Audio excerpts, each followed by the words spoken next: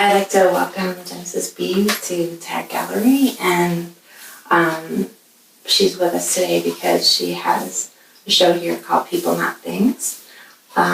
She's been painting for about a year, so this is her first solo show, and we're very proud to have her here. We're hoping, lots of LA people come in. It's coming down on Wednesday, so we're making this video so that you can learn more about her and more about her work. Her background before this has been very successful as a hip-hop artist and activist. She is very interested in social justice issues and creating a more peaceful world with her music and her artwork. That's right. Yeah. That's really intro. That was great. Oh, thank you. I'm still so excited. This exhibit started March 1st, and it's just flown by, and I'm wondering what it has meant to you, and if you want to talk about how people have responded to your work, that would be great. Sure. First, let me say thank you for having me. Without your interest in my work, this wouldn't have been possible. Not this soon, Probably would have took me another 5 years to get a solo exhibit. So yeah, I appreciate you. Sure. I think people's reactions have been mixed. A lot of people didn't really know I painted like that, because I don't really show my paintings online that much. I kind of lead with the music and the activism, but I've been speaking about this exhibit for almost 2 years since I started with the audio visual portion of it, so not the paintings, but the music videos and the album, the visual EP, and then when the painting started, people who came at the opening, most of them were from New York. My friends from New York, a lot of them. Really? Wonderful. Just happen to live here now. Oh, wow. And so they were just when did you start painting? Very cool. So it was cool to see the reaction of a different part of my artistry, because everybody just knows me through music. So that was just it's fun. It's a fun challenge, switching mediums. Yeah. So when you started the People Not Things theme, the first expression of that was music and video? Or was it? The first expression of People Not Things, wow. Yeah.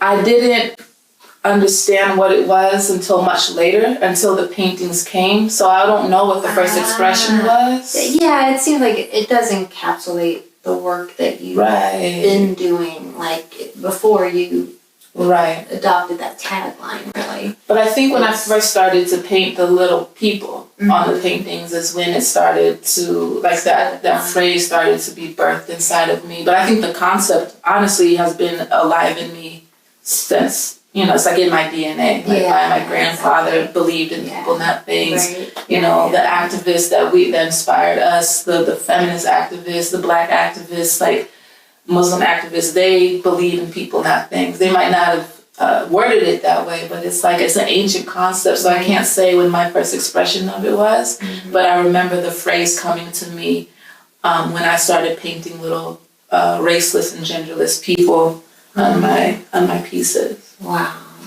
that's remarkable. And the barriers that you represent, do you see them as you're sort of exercising them in a way that, you're showing us them and hoping that we'll recognize it and change it, kind of?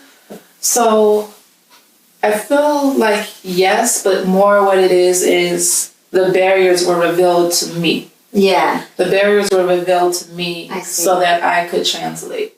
So really what they are, so when you're looking at them face front, they're two-dimensional, almost caveman-like drawings of reminiscent of when you look at an old caveman drawing and there's like an extraterrestrial in the background somewhere in the drawing. You get what I'm saying? Yeah. It's almost like the lens of which we're looking at it are the lens of the jinn, and the jinn look at us the way we look at ants. Right. So when you see a bunch of ants walking and doing their thing and building their hills, you don't look at that ant and say, that's a black ant, that's a trans ant, that's a gay ant. You just don't do that. You're just like, they're ants and this is what they're doing. Yeah. So the way that the jinn look at us, and jinn to me are like extraterrestrials, they gifted me their lens to show that they're confused when they see humans killing each other or interacting with each other based on these certain barriers that they can't see. Right. So they don't see white, Wow. black, trans, all these. They just see humans interacting with humans, humans killing humans, humans loving humans. Yeah.